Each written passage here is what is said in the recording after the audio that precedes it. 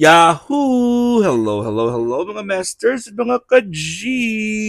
Good morning, good morning, good morning, good morning po sa inyong lahat dyan sa Pilipinas at sa buong Asian countries at kung saan man kayong lapalop ng ating daigdig ay hayaan niyo muna kami ni G, the Green Girly Cutie Patuti Iguana na batiin po kayo ng good morning, good noon, good afternoon, good evening at good night na po sa mga ready ng matulog at welcome po sa ating panibagong episode ngayon ng ating G and Daddy Health and Lifestyle Tips.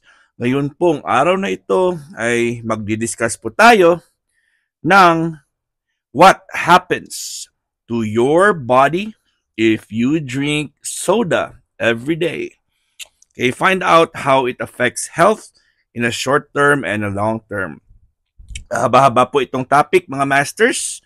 Ito po ay sinulat ni Emily Lawrence at ang aking pwede niyo pong tingnan dyan sa baba mamaya yung ang aking mga descriptions. So mga topic na di-discuss natin ay as much as possible ay susulatin ko po at i-copy-paste ko po sa baba para po kayo ay makapag-review or mapaliwanagan po kayo kung hindi naman clear yung aking discussion.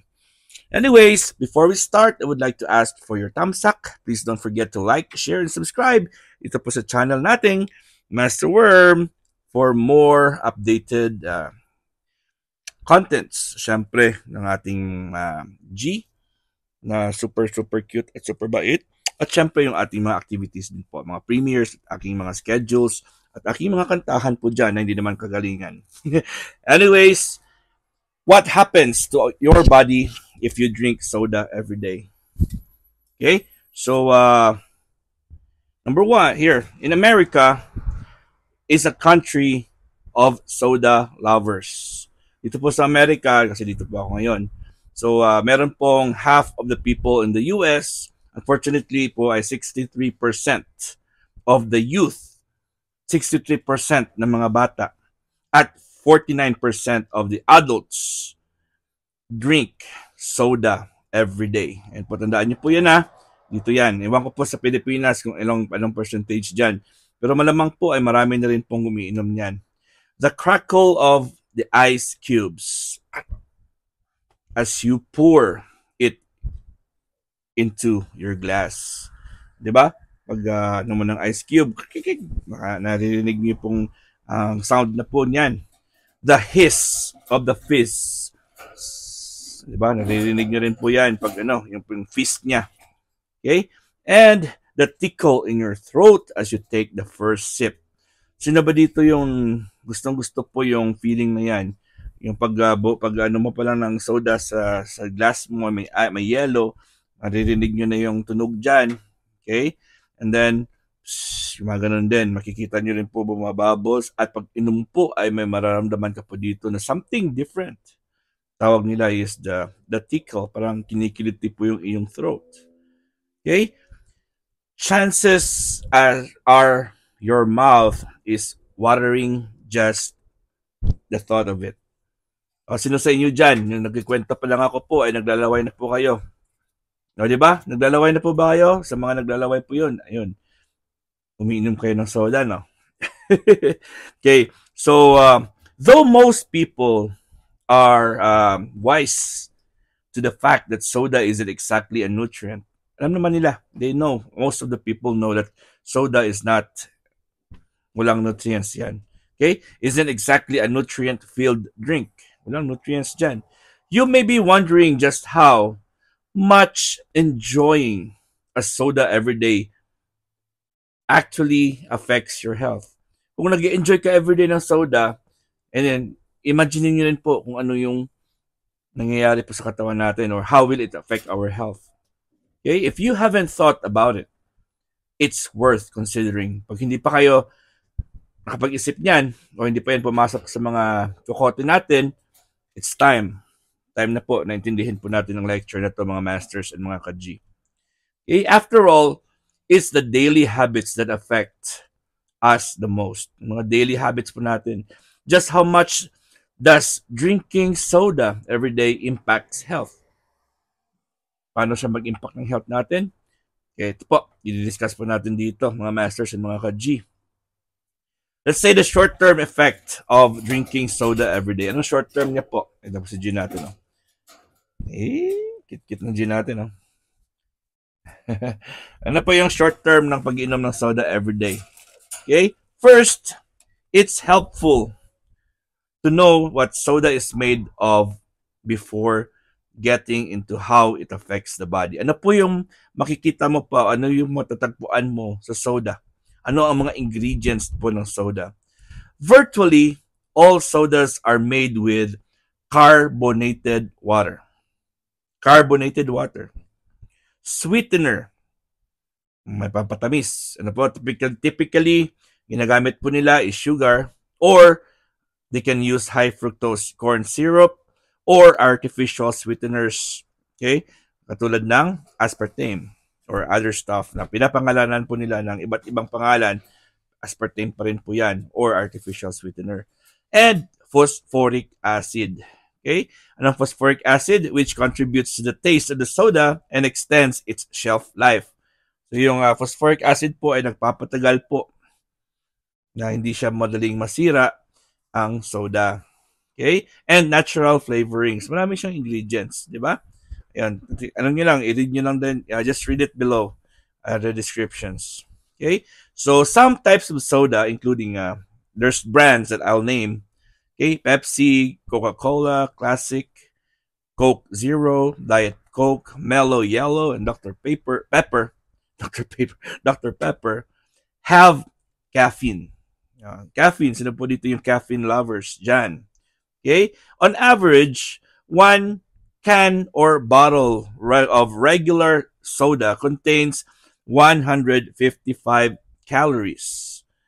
Okay? 1 can of a regular soda contain 155 calories, 38 grams of carbs, and 37 grams of sugar, and 34 milligrams of caffeine. Ayan po ang makikita mo po sa isang can or baso. Okay? Or botelya or bottle ng soda. To put this in perspective, the American Heart Association recommends capping sugar at 25 grams a day for women and 36 grams for a day for men. Okay? Less than what's in 1 can of soda.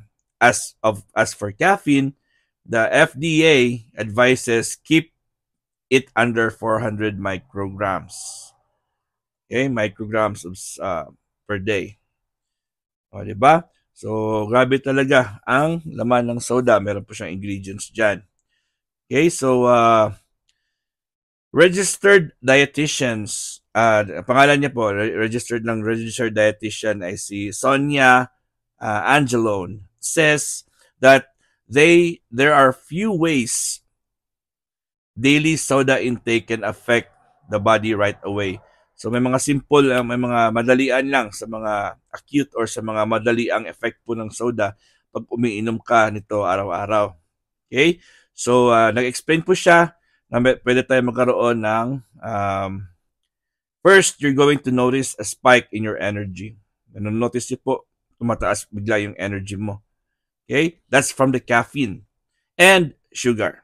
Caffeine and sugar increases or spikes your energy level. So sabi ni Angelone, dietitian, okay, that she explained that caffeine blocks adenosine.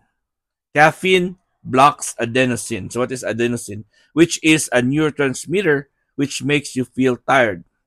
So if you have adenosine in your body, you're tired. That's the hormone that makes you tired. So ang caffeine is binablock niya, so you won't feel tired. Okay, that's the thing. Okay, at the same time, the simple carbohydrates in soda from the sugar are absorbed quickly in the bloodstream. Yung simple sugars niya po found in that particular drink that you took or that you drank is easily absorbed by our bloodstream or in our bloodstream. Ma-absorb agad siya. Which also contributes to the energy boost. Ang bilis po nag-aakyat ng energy level mo.